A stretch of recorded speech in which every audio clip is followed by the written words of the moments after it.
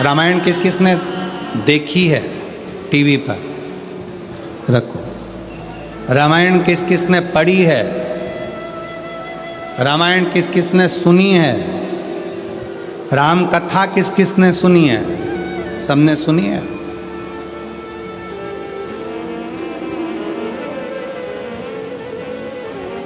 राम जी पर ऐसा कौन सा दुख था जो नहीं आया? विचार करिएगा। राज सिंहासन मिलने वाला था और 14 वर्ष के लिए, बोलो बोलो जम के बोलो, वन। आप कहते हो थोड़ा सा दुख आ गया, मेरी दुकान नहीं चल रही, मेरी नौकरी नहीं लग रही, मेरी सर्विस नहीं लग रही, मैंने इतनी मेहनत करी, सफलता नहीं मिल रही। अरे जिसके पास में सिंहासन आने वाला था, रात की रात उसको 14 वर्ष के लिए वन जाना पड़ जाता है। 14 वर्ष के लिए कितना बड़ा दुख होगा, जरा याद करिएगा। 14 वर्ष के लिए वन के लिए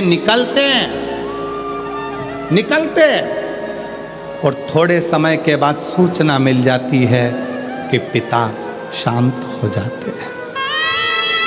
बाप पिता चले जाते हैं, बाप चले जाते, पिता चले गए। दुख देखिए, सिंहासन गया, अपना राज्य गया, अपना गांव छोड़ना पड़ा, वन वन डोलना पड़ा, पिता चले गए।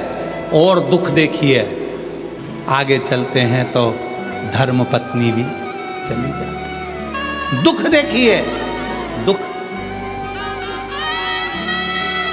आप एक एग्जाम पास नहीं करते हो, माँ बाप ने आपको पाल पोस कर बड़ा करा और एक एग्जाम पास नहीं कर पाए, कोचिंग करने गए थे पुणे, कोचिंग करने गए थे कोटा, कोचिंग करने के लिए गए थे दिल्ली, कोचिंग करने गए थे मुंबई, कोचिंग करने के लिए गए थे लातूर, कोचिंग करने गए थे हैदराबाद। एक सब्जेक्ट नहीं निकल पाया, अंदर से टूट गए। और 20-25 साल के बेटे होकर, बेटी होकर, 25 साल के बेटा बेटी होकर रस्सी बांधकर सुसाइड कर लेते हो, जहर की पुड़िया खा लेते हो, पानी में डूबकर मर जाते हो। विचार करना, उस परमात्मा की जिंदगी में कितना दुख आया, हिम्मत नहीं हारी, आखिरी तक संघर्ष करते रहे तो आखिरी में अयोध्या के राजा बनकर विराजमान हो गए। और आज के बेटा बेटी, जरा सा पति ने कुछ कह दिया, बहू का मुख खुल गया, जाकर मायके बैठ गई, अदालत में केस लगा दिया। इतना दुख दे रहे हैं, मेरी सास इतना दुख दे रही है, मेरे घर के लोग इतना दुख दे रहे हैं, मेरे परिवार वाले इतना दुख दे रहे हैं। अरे भगवान से प्रार्थना करना कि बहुत अच्छे लोग मिले हैं, ना जाने किस्मत में और कितना दुख लिखा होगा। दुख चाहे यहाँ लिखा वहाँ लिखा, उसको भोगना तो पड़ेगा, भोगना। अब ईमानदारी से बोलो, इतनी कथा तो आपने सुन ली, आपको भी अपने दुख के समय पर ढेर सारे महाराज मिलते हैं, ढेर सारे लोग मिलते हैं और आप सबसे कहते हैं मेरा हाथ देखकर बता दो मेरा भाग्य क्या कह रहा है, मेरी पत्री का देखकर बता दो मेरा भाग्य क्या कह रहा है, मेरे घर का ग्रह क्या कह रहा है, मेरे जीवन में इतना दुख है।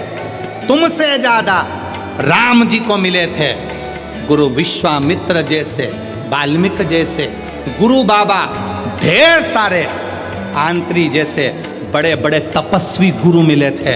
राम जी ने एक से भी नहीं कहा कि मेरा हाथ देखकर बताना, कि मेरी किस्मत देखकर बताना। राम जी ने केवल एक बात कही कि समय मिल जाए तो मुझे कथा सुनाना, अगर मैं कथा सुनूंगा तो मेरी व्यथा समाप्त होती चली जाएगी, इसमें मेरी प्रतिष्ठा है।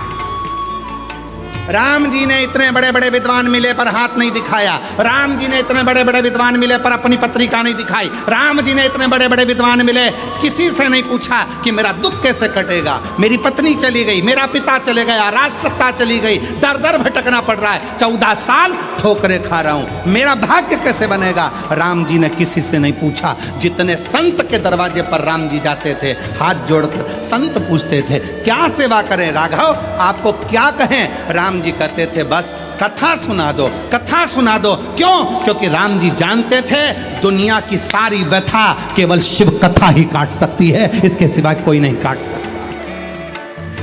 आप कथा कहो मुझे। जितने संत मिलते थे वो कथा कहते थे, कथा सुनते थे राघव, कथा श्रवण करते थे राघव, और अपने पथ पर चलते चलते पार्थिव शिवलिंग का निर्माण करते थे राघव। भारत की भूमि पर अयोध्या से लेकर लंका तक भारत सरकार ने राम पथ गमन बनाया है। पूरे राम पथ गमन पर चलकर देखिए, जितने राम पथ गमन पर राम जी के मंदिर नहीं मिलेंगे, जितने राम पथ गमन पर हनुमान जी के मंदिर नहीं मिलेंगे, जितने राम पथ गमन पर किसी देवता के मंदिर नहीं मिलेंगे, उतने राम पथ गमन पर केवल शंकर के मंदिर हैं। क्योंकि राम जी जहाँ रुकते थे वहाँ शिव का निर्माण करते थे, राम जी जहाँ रुकते थे वहाँ शंकर का निर्माण करते थे। क्यों?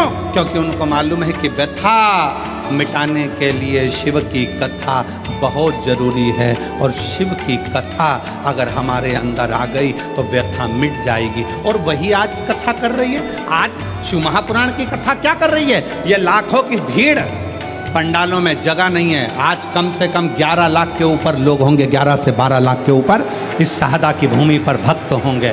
पंडालों में जगह नहीं, गाड़ियों पर चढ़े हुए हैं, कहीं कहीं चढ़े हुए हैं, जगह कहीं नहीं पूरे पंडाल के अंदर। और इतनी भीड़ आज क्यों बैठी है? उसको मालूम है कि अब हम सब दूर भटक कर देख लिए, इसलिए राम जी को भी कथा ने ही व्यथा मिटाई थी, और हमारी भी जिंदगी में शिव कथा व्यथा मिटा देगी, तकलीफ मिटा देगी, कष्ट मिटा देगी, दुख मिटा देगी। वो व्यथा मिटाने के लिए शिव तत्व की कथा बहुत जरूरी है।